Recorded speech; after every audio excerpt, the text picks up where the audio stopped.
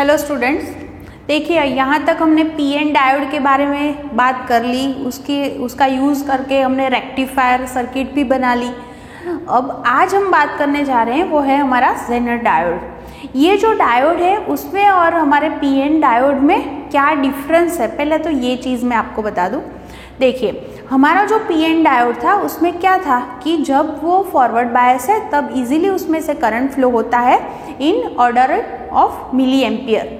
लेकिन reverse bias में हमने क्या बताया कि जो करंट है वो कैसा फ्लो हो रहा था, ऑलमोस्ट क्या बोल सकते हैं हम, ज़ीरो, या फिर ऐसे भी बोल सकते हैं कि वो पहले सैचुरेशन करंट मिला और फिर क्या हुआ, जब एक ब्रेकडाउन वोल्टेज आए तब क्या हो गया, करंट एकदम से बढ़ गया। ओके लेकिन अगर हम ब्रेकडाउन वोल्टेज से उस रीजन में अगर हम डायोड का यूज़ करते हैं तो वो जो है वो ख़राब हो जाएगा। तो अब हमें क्या करना है कि, और हमने ये भी देखा कि हमने रेक्टिफायर यूज़ करके हमने जो आउटपुट वोल्टेज फाइंड किया तो वो डीसी तो मिला लेकिन वो पल्सेटिंग था, है ना, कांस्टेंट डीसी नहीं मिला। तो आज हम एक क्या बनाने जा रहे हैं, वो जेनर डायोड जो है उसका यूज़ करके हम वोल्टेज को भी रेगुलेट कर सकते हैं। तो पहले ये चीज़ बता दूं आपको कि हमारे नॉर्मल डायोड में और जेनर डायोड में क्या डिफरेंस है। देखिए जो हमारा नॉर्मल डायोड जब हम बना रहे थे तो P type and N type semiconductors जो हमने बनाए थे उसमें हमने जो इम्प्योरिटीज़ डाली थी उसका प्रपोर्शन हमने क्या रखा था, 1 ppm, है ना, 1 पार्ट्स पर मिलियन। मतलब कि हमारे पास 10⁶ हमारे पास सिलिकॉन या जर्मेनियम के एटम्स होंगे तो इम्प्योरिटी का एटम सिर्फ एक ही होगा, है ना, 10⁶ पर 1। तो ऐसे हमने जो था उसका प्रपोर्शन रखा था। लेकिन यहाँ पर हम जब जेनर डायोड बनाते हैं तो उसमें क्या करते हैं, इम्प्योरिटीज़ ज़्यादा डालते हैं। और मैंने जब डायोड आपको सिखाया था तब भी आपको मैंने ये चीज़ क्लियर की थी कि अगर इम्प्योरिटीज़ ज़्यादा है तो जो डेप्लेशन लेयर जो बीच में बनता है उसकी विड्थ कैसी हो जाएगी, कम हो जाएगी। तो अगर आप इसके लिए आप सोचें तो अगर इम्प्योरिटीज़ हमने ज़्यादा डाली हैं तो मैंने बोला कि जो डेप्लेशन लेयर है उसकी जो विड्थ है वो डी कैसी हो जाएगी, कम हो जाएगी। ऑलमोस्ट आप बोल सकते हैं लेस देन 1 माइक्रोमीटर। मतलब अगर मैं बात करूँ तो अप्रोक्सीमेटली अगर हम 10⁻⁻6 मीटर अगर ले लें, माइक्रो मतलब 10⁻�6, इससे तो थोड़ी कम ही होती है। तो अगर मैं आपको बात करूं तो इलेक्ट्रिक फील्ड वहां पर कितना होगा, E = आपको पता है V/D।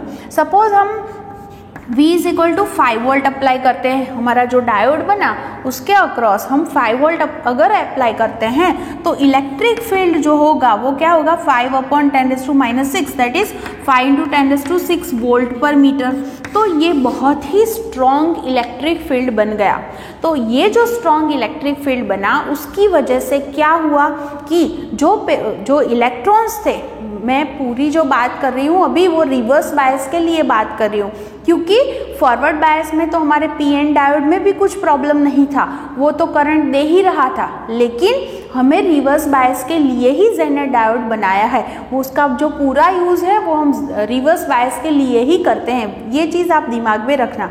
तो रिवर्स बायस में मैं फिर से एक बार आपको बता दूं कि हमारे नॉर्मल डायोड में क्या था, करंट कैसा मिल रहा था, हमें बहुत कम मिल रहा था और एक वोल्टेज ऐसा आ गया कि इतना वोल्टेज बढ़ गया कि वो पूरा, उसे हमने ब्रेकडाउन वोल्टेज बोला कि करंट एकदम से इंक्रीज हो जाता है। ओके और जो डायोड है वो ख़राब भी हो सकता है, ये हमारा प्रॉब्लम था। तो रिवर्स बायस में ये हमें डायोड यूज़ करने के लिए हमने जेनर डायोड बनाया, ओके, रिवर्स बायस के लिए मेनली। तो देखिए इसमें क्या हुआ कि हमने क्या किया, इम्प्योरिटीज़ ज़्यादा डाल दी तो जो डेप्लेशन लेयर था उसकी विड्थ क्या हो गई, लेस देन 1 माइक्रोमीटर। तो और इलेक्ट्रिक फील्ड सिर्फ हम 5 वोल्ट अप्लाई करते हैं तो भी इतना स्ट्रांग हो जाता है। तो इतना स्ट्रांग इलेक्ट्रिक फील्ड होने की वजह से पहले क्या हुआ था कि जब रिवर्स बायस हमने कनेक्शन किया, ये पी टाइप और एन टाइप, तो आपको पता है रिवर्स बायस में पी साइड नेगेटिव होता है और एन साइड पॉजिटिव होता है।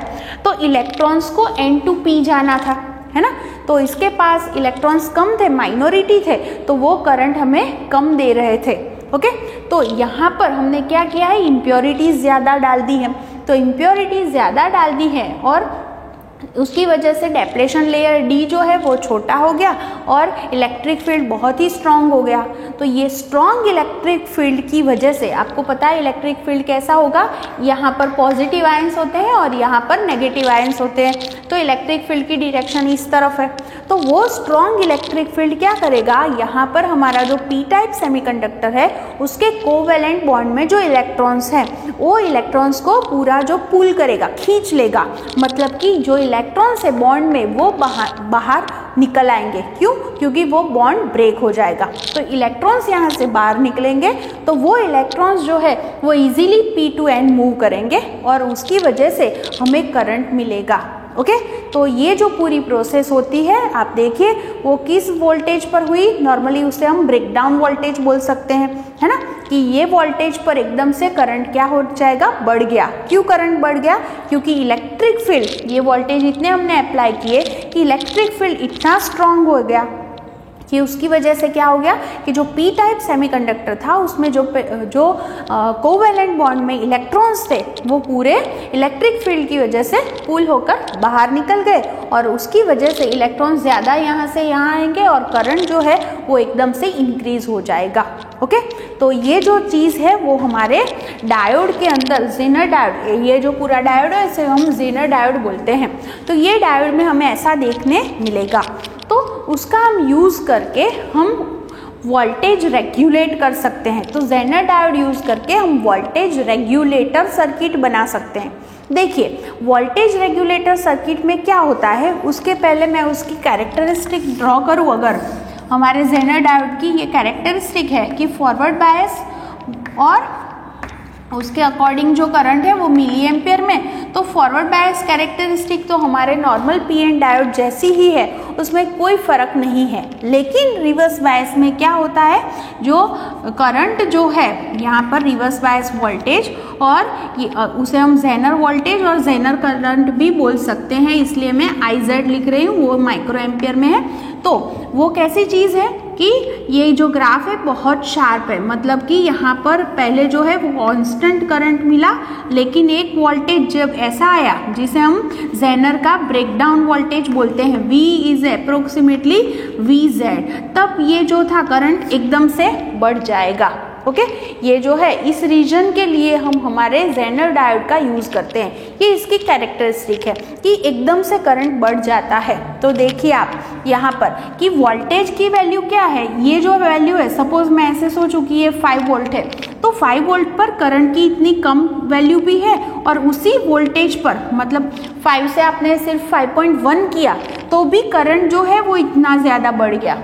देखिए अगर मैं सोचूं ये जो वैल्यू है वो 10 माइक्रो एम्पियर है और ये 100 माइक्रो एम्पियर, तो 10 टाइम्स बढ़ गई, तो जो करंट है उसकी वैल्यू में इतना ज़्यादा चेंज आएगा। लेकिन उसके अक्रॉस जो वोल्टेज है वो वोल्टेज कांस्टेंट रहते हैं, ऐसा हम बोल सकते हैं। फिर से मैं ये चीज़ बोलने जा रही हूँ कि डायोड हमारा रिवर्स बायस में है, तो शुरू में तो करंट जो है आपको पता है कि वोल्टेज अगर हमने कम अप्लाई किए हैं तो करंट भी बहुत कम मिलेगा। लेकिन जब ब्रेकडाउन वोल्टेज, जितने वोल्टेज जिसे हमने जेनर वोल्टेज भी बोला है, तो इतने वोल्टेज अप्लाई करते हैं तब इलेक्ट्रिक फील्ड बहुत स्ट्रांग हो जाता है और उसकी वजह से बहुत ही जो कोवेलेंट बॉन्ड है वो टूट जाते हैं और इलेक्ट्रॉन्स जो है वो पुल होके क्या कहाँ आ जाएंगे, P2N, और करंट एकदम से बढ़ जाएगा। तो करंट में बहुत ही ज़्यादा चेंज आएगा, लेकिन वोल्टेज में ज़्यादा कोई चेंज हमें करना नहीं पड़ा। ये बहुत ही खास, उसकी जो कैरेक्टरिस्टिक में ये चीज़ बहुत ही खास है कि अगर आपके पास जेनर डायोड है तो उसमें से करंट जो फ्लो हो रहा है उसमें बहुत ही ज़्यादा चेंज आता है, फिर भी वो जेनर डायोड के अक्रॉस अगर आप पोटेंशियल डिफरेंस अगर फाइंड करें, वोल्टेज फाइंड करें, तो वो ऑलमोस्ट कांस्टेंट रहते हैं। देखिए ये चीज़ इसमें दिख रही है कि करंट यहाँ से यहाँ तक बढ़ गया है ना, इतना ज़्यादा बढ़ गया, लेकिन वोल्टेज ऑलमोस्ट कैसे है, कांस्टेंट है। इसका यूज़ करके हम रेगुलेटर सर्किट बना सकते हैं। तो हमारा जेनर डायोड जो है वो एज अ रेगुलेटर यूज़ करेगा। वोल्टेज को रेगुलेट करने का मतलब क्या है, देखिए आप सोचिए, जब हमने हमारा रेक्टिफायर यूज़ किया और उस पर से हमने जो आउटपुट निकाला तो वो ऐसा था, जैसा इनपुट चेंज हो रहा था वैसे ही आउटपुट चेंज हो रहा था कि वो इंक्रीज हो रहा था फिर डिक्रीज हो रहा था, इंक्रीज हुआ डिक्रीज हुआ, ऐसा हमें आउटपुट मिला, जिसे हमने बताया कि प्योर डीसी नहीं है। अगर हम फिल्टर यूज़ करते हैं सर्किट्स, फिर भी हमें जो आउटपुट मिलता है वो भी कुछ ऐसा मिलता है ना। हमें कैसा आउटपुट चाहिए, कुछ कांस्टेंट चाहिए, मतलब ऐसा चाहिए। सपोज 5 वोल्ट तो 5 वोल्ट ही चाहिए, उसमें कुछ चेंज नहीं चाहिए। तो इसके लिए हम जेनर डायोड कैसे यूज़ करेंगे, तो वो चीज़ मैं आपको दिखाती हूँ। देखिए, तो Zener diode as a voltage regulator, तो पहले मैं उसकी सर्किट आपको बताती हूँ। देखिए, तो सर्किट बनाने के लिए मैंने जो है वो इनपुट जो दिया है वो कैसे वोल्टेज दिए है, अनरेगुलेटेड। अनरेगुलेटेड वोल्टेज का मतलब क्या होता है, वो वोल्टेज बढ़ते भी हैं घटते भी है, मतलब इंक्रीज और डिक्रीज दोनों होते हैं, उसे हम अनरेगुलेटेड वोल्टेज बोलते हैं। यहाँ पर हम क्या करते हैं, यहाँ पर जेनर डायोड के सीरीज में एक रेजिस्टेंस लगाते हैं, उसे हम RS बोलेंगे, और यहाँ पर हमारा जेनर डायोड है। अच्छा, मैं आपको ये बता दूँ कि जेनर डायोड का जो सिंबल है उसमें हमने क्या किया कि हमारा जो, इसे हम एनोड और कैथोड बोले तो उसको Z जैसे फॉर्म में यहाँ पर रखते हैं। स्टैंडिंग लाइन की जगह पर क्या किया है, Z किया है, तो ये क्या हो गया हमारा जेनर डायोड। ओके, और इसको रिवर्स बायस में है, आप देख सकते हैं DC है इसलिए प्लस एंड माइनस है, तो यहाँ P के साथ माइनस आया और N के साथ पॉजिटिव आया, तो ये रिवर्स बायस हो गया। ओके, और हमारे जेनर के पैरेलल हम हमारा लोड रेजिस्टेंस रखेंगे और उसके अक्रॉस जो हम आउटपुट वोल्टेज जो फाइंड करेंगे वो हमें कैसे मिलने वाले हैं, रेगुलेटेड। रेगुलेटेड मतलब के कांस्टेंट वोल्टेज मिलने वाले हैं, आउटपुट वोल्टेज। ओके, देखिए, क्योंकि आपको पता है पैरेलल में वोल्टेज जो होते हैं वो कांस्टेंट रहते हैं। यहाँ पर क्या प्रोसेस हो रही है वो आप पहले समझिए। सपोज मैंने ऐसे सोचा कि पहले अनरेगुलेटेड वोल्टेज, आपको पता है वो बढ़ रहे हैं घट रहे हैं ना, इंक्रीज डिक्रीज दोनों हो रहा है। तो अगर आपने सोचा कि यहाँ पर इनिशियली वोल्टेज ज़्यादा है, देखिए ये एक चीज़ आप हमेशा दिमाग में रखना, इनपुट वोल्टेज जो हम अनरेगुलेटेड वोल्टेज देते हैं वो कितने देने चाहिए, हमारे जेनर का जो ब्रेकडाउन वोल्टेज है उससे तो ज़्यादा। ये कम वाले वोल्टेज देंगे तो ब्रेकडाउन होगा ही नहीं, तो जेनर का कोई यूज़ करना ही नहीं है, वो ऑन ही नहीं होगी सर्किट। इसलिए हमें कितने वोल्टेज देने हैं, जेनर के जो ब्रेकडाउन वोल्टेज है उससे ज़्यादा वोल्टेज ही इनपुट में देने हैं। मैं एक बात और भी बता दूं कि ये पूरी सर्किट हमने इसलिए बनाई है कि कई बार बारिश का मौसम या कुछ होता है तो आपको पता है कि हमारे घर में जो करंट आती है उसमें बहुत ही फ्लक्चुएशन होती है ना, बढ़ता है घटता है, ऐसा कुछ होता जाता है। तो आप क्या करते हैं, जल्दी जल्दी हमारा टीवी और फ्रीज और आप बोले अपना कंप्यूटर, ये सब जो है वो स्विच ऑफ कर देते हैं। क्यों? क्योंकि वो ख़राब ना हो जाए। तो ऐसा न हो कि क्यों वो ख़राब हो सकता है, क्योंकि हमारे घर में जो करंट आ रही है उसकी वजह से जो वोल्टेज उसको मिल रहा है उसमें बहुत ही फ्लक्चुएशन है ना, तो उससे हमें कांस्टेंट वैल्यू देनी है। तो कांस्टेंट अगर दे तो उसके लिए हम, आपको एक वर्ड पता होगा शायद, स्टेबिलाइज़र या फिर रेगुलेटर भी बोलते हैं, तो उसका यूज़ करते हैं। तो वो क्या करता है कि इनपुट में कितना भी चेंज आए वोल्टेज में, फिर भी वो जो आउटपुट देगा वो कुछ एक कांस्टेंट वैल्यू ही देगा। ओके, तो ये बनाने के लिए, स्टेबिलाइजर और रेगुलेटर बनाने के लिए हमने जेनर डायोड का यूज़ किया है। तो यहाँ पर मैंने क्या बताया आपको, जेनर डायोड को हमने रिवर्स बायस में कनेक्ट किया है, उसके साथ सीरीज में क्या एक रेजिस्टेंस लगाया है, एक लोड रेजिस्टेंस उसके पैरेलल है, जिसके पैरेलल हम रेगुलेटेड वोल्टेज जो है हमें मिलने वाले हैं। पहले इनपुट जो वोल्टेज है वो ज़्यादा है। सपोज मैं यहाँ से एक वैल्यू ले रही हूँ, आपको समझ में आए इसलिए कि इनपुट वोल्टेज सपोज 10 वोल्ट यहाँ पर मिल रहे हैं। अगर वोल्टेज ज़्यादा है तो करंट भी ज़्यादा होगा। तो यहाँ से जो करंट ये जो पास हो रहा है वो I की वैल्यू ज़्यादा है, तो उसका मतलब ये हुआ कि यहाँ से जेनर के अंदर से भी ज़्यादा करंट पास होगा। ओके, अगर जेनर के अंदर से ज़्यादा करंट पास हो रहा है तो ये अगर उसकी वैल्यू है तो उसके अकॉर्डिंग उसके पास वोल्टेज कितने आएंगे, VZ, मतलब अप्रोक्सीमेटली 5 वोल्ट। सपोज यही ग्राफ के लिए हम बात करें तो जेनर के अक्रॉस यहाँ पर 5 वोल्ट जो है वो हमें मिलने वाले हैं। तो पैरेलल में लोड अवरोध के अक्रॉस भी 5 वोल्ट मिलेंगे और हमारे यहाँ पर जो हमने वोल्ट मीटर लगाया होगा वो भी हमें 5 वोल्ट ही दिखाएगा। तो टोटल 10 वोल्ट दिए हैं, यहाँ पर 5 वोल्ट हो गए, तो यहाँ पर बाकी के 5 वोल्ट हमें मिलेंगे। अगर हम 1 वोल्ट मीटर यहाँ लगा दें वो 5 वोल्ट हमें दिखाएगा। ओके, अब क्या किया हमने, अब क्या आपको पता है वोल्टेज बढ़ रहे हैं फिर घट रहे हैं, दोनों हो रहा है। तो सपोज इनपुट वोल्टेज पहले से कम हो गए, सपोज मैं यहाँ ले रही हूँ वैल्यू 7 वोल्ट, तो वोल्टेज कम हो गए तो आपको पता है कि करंट भी कम होगा, है ना। तो हमने जो करंट है वो कम हो रहा है, तो देखिए कि सपोज जेनर के अंदर से भी कम करंट पास हो रहा है, तो ये करंट के लिए वोल्टेज की वैल्यू उसकी क्या है, हमारे ग्राफ क्या दिखा रहा है, 5 वोल्ट। तो इसका मतलब ये हुआ कि यहाँ पर 5 वोल्ट वो दिखाएगा, तो आउटपुट में यहाँ 5 वोल्ट मिलेंगे, लेकिन यहाँ पर बाकी के 2 वोल्ट यहाँ मिलेंगे, है ना। क्यों, टोटल 7 होना चाहिए। तो उसका मतलब ये हुआ कि यहाँ पर इनपुट में जितने भी वोल्टेज इंक्रीज होते हैं डिक्रीज होते हैं वो सारा चेंज आपको कहाँ देखने मिलता है, RS के अक्रॉस, ये जो सीरीज में रेजिस्टेंस है उसके अक्रॉस ही वोल्टेज जो है वो इंक्रीज और डिक्रीज होता जाता है। लेकिन ये जो हमारा जेनर डायोड है उसके अक्रॉस जो वोल्टेज है वो कांस्टेंट ही मिले, 5 वोल्ट ही मिले, है ना। तो उसने क्या किया, वोल्टेज को रेगुलेट किया, उसको चेंज नहीं होने दिया।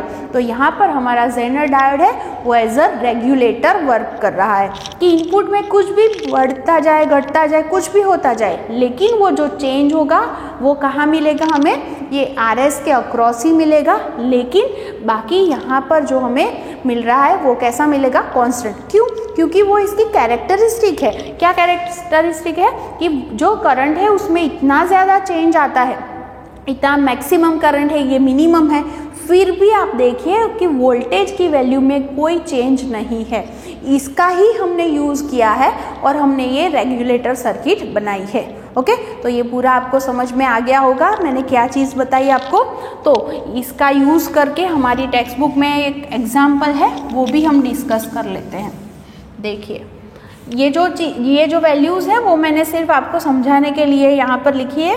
आप जब थियोरी लिखेंगे तो वो वैल्यू लेने की ज़रूरत नहीं है, सिर्फ यही बोलना है आपको, इंक्रीज हो रहा है वोल्टेज तो करंट भी इंक्रीज होगा, वोल्टेज डिक्रीज हो रहा है तो करंट भी डिक्रीज होगा, ऐसे करके ही लिखना है। ओके, हमारे पास एग्जाम्पल 14.5 है।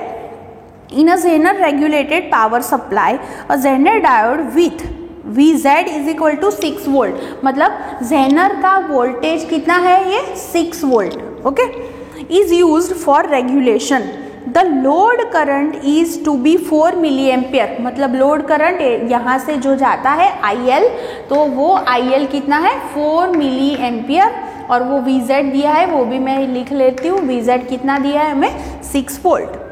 फिर बताया है द अनरेगुलेटेड इनपुट इज, मतलब ये इनपुट वोल्टेज जो V है वो है 10 वोल्ट।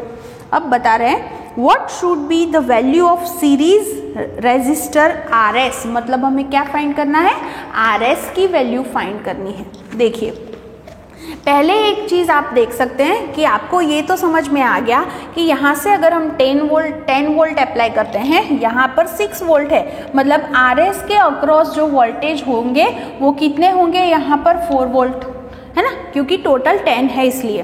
तो वोल्टेज मिल गए। अगर मुझे करंट के बारे में पता चल जाए तो ये R कितना होगा वो भी हम समझ सकते हैं। तो आपको ये चीज़ पता है कि करंट यहाँ से पास हो रहा है और करंट I जो है वो 2 चीज़ में डिवाइड हो रहा है। एक करंट जो है वो कहाँ जा रहा है, जेनर के अंदर, और दूसरा जो करंट है वो लोड रेजिस्टेंस के अंदर जा रहा है। नॉर्मली आप ये बात हमेशा दिमाग में रखना कि यहाँ पर RS की वैल्यू हम ऐसी लेते हैं जिसकी वजह से जो करंट यहाँ पर टोटल जो फ्लो हो रहा है उसमें IL से IZ, मतलब जेनर करंट बहुत ही ज़्यादा हो। जेनर करंट कैसा होना चाहिए, बहुत ही ज़्यादा। ओके, मतलब लोड रेजिस्टेंस आप इतना यूज़ करेंगे कि उसमें से करंट कम पास होगा। तो उसका मतलब आप अप्रोक्सीमेटली वैल्यू अगर बात करें तो अगर लोड करंट 4 मिली एम्पियर है तो हम नियरर क्या करेंगे कि ये जो जेनर करंट है वो नियरर 5 टाइम्स लेंगे। मतलब let the Zener current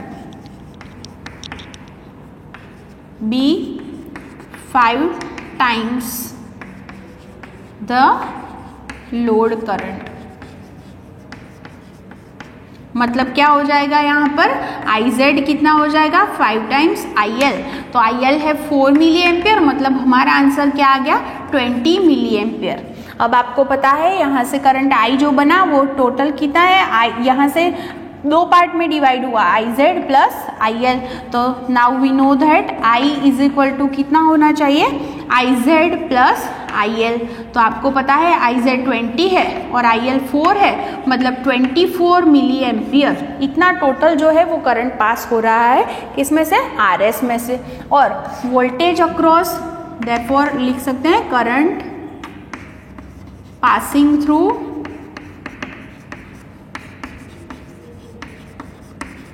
RS is equal to कितना हुआ, 24 मिली एम्पियर। एंड वोल्टेज कितने हैं across, voltage across RS is 4 volt. Okay, therefore R is equal to V upon I। तो voltage 4 है और करंट कितना है, 24 मिली, मतलब 10⁻⁻3। ओके, यहाँ पर आप डिवाइड कीजिए, आपका जो आंसर है वो अप्रोक्सीमेटली आ जाएगा 167 और 166 ओम। ओके, तो इतना जो है वो रेजिस्टेंस हमें रखना पड़ेगा। तो हमारे पास जो कार्बन रेजिस्टेंस है उसकी नियरर जो वैल्यू है वो 150 ओम है। तो RS जो है वो हम कितना चूज करेंगे, अप्रोक्सीमेटली 150 ओम। देखिए उसमें थोड़ा चेंज हो तो कोई प्रॉब्लम नहीं है, सिर्फ एक चीज़ होनी चाहिए कि जो जेनर करंट है उसकी वैल्यू जो है वो लोड करंट से बहुत ज़्यादा होनी चाहिए। तो हम ऐसे जो एग्जाम्पल है उसमें नियरर 5 टाइम्स लेके फिर हमारा आंसर जो है वो फाइंड कर सकते हैं। तो नियरर जो हमारे जो रेजिस्टेंस है, सीरीज रेजिस्टेंस, वो कितना आएगा उसकी वैल्यू जो है वो हम ऐसे फाइंड कर सकते हैं। ओके, तो आज के लिए हम इतनी ही बात करेंगे और ये पूरा एग्जाम्पल आप लिख लेना और बहुत अच्छे से ये जो पूरा टॉपिक है वो भी पढ़ लेना।